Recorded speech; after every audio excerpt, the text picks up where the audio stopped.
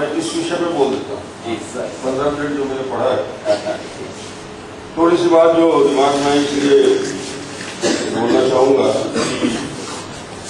अभी इस किताब को 10 मिनट पढ़ा, ऐसे अमित सेन की किताब शायद आप सबने पढ़ी होगी, भारतीय राज्यों का विकास। यह अद्भुत किताब है।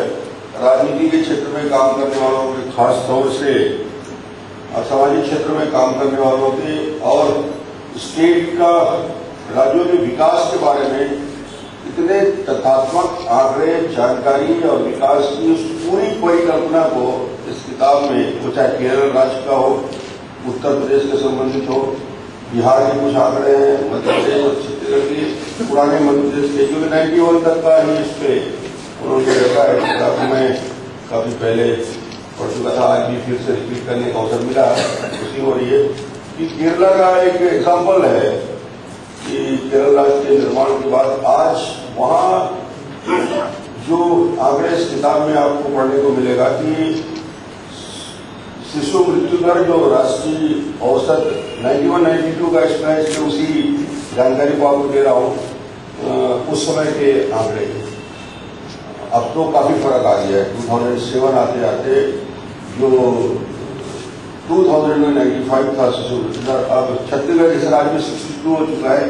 केरला में 17 के आसपास उस दौर में आ चुका था, जो 1000 बच्चों में से शिशु जो मृत होते हैं उनकी संख्या में। MMR के बारे में भी इस पे आंकड़े हैं।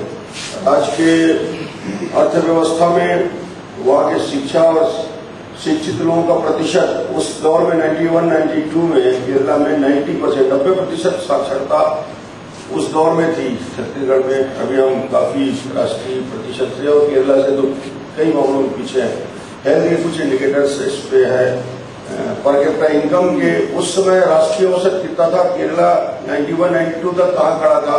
उत्तर प्रदेश कहाँ खड़ा था? उत्तर प्रदेश के रीजनल क्षेत्रों में, और उससे और नीचे जाके आपको आंकड़े के इतना अच्छा एक देश को समझने का अवसर मिलेगा कि उत्तर प्रदेश का एक राज्य, उस राज्य के उस क्षेत्र के एक जाति समुदाय पे कितना शिशु मृत्यु दर था, कितनी उनकी पर कैपिटा इनकम थी, कितना उनका ग्रेड था, कितना साक्षरता था, और उसी के कंपेयर करते हैं केरला के एक सुदूर अंचल के एक विकास खंड से जहाँ पे शिक्षा का प्रतिशत बहुत है।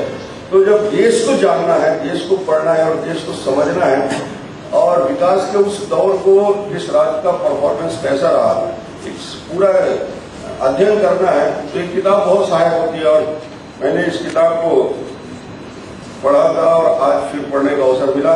ये किताब मुझे करीब करीब दिमाग में है, पढ़ने की जरूरत नहीं है। मैं आपसे कहना चाहूंगा, इसके सारे पृष्ठ मेरे दिमाग में बैठे हुए हैं।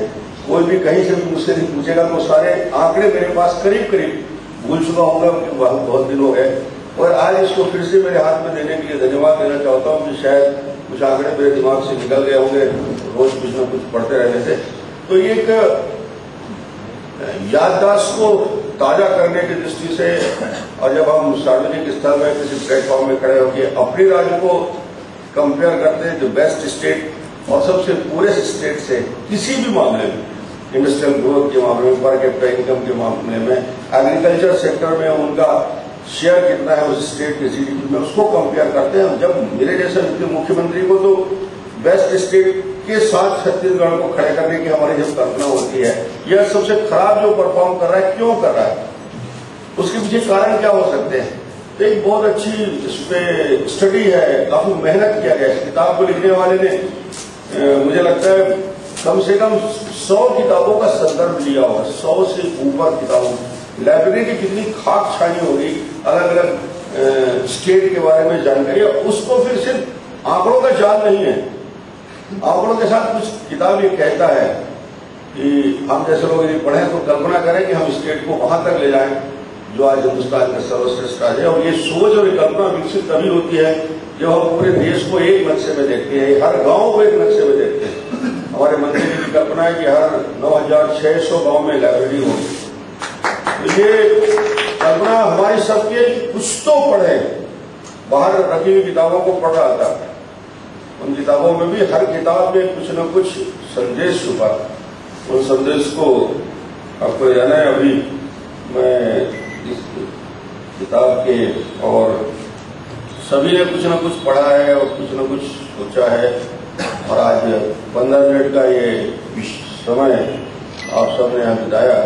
अब शायद मुझे तो सिर्फ इस किताब के बारे में इसलिए कहना था कि किताब का अध्ययन और इस किताब का विषय वस्तु बहुत ही अच्छा और काफी गंभीर है, सबके लिए उपयोगी है। आप सबको धन्यवाद।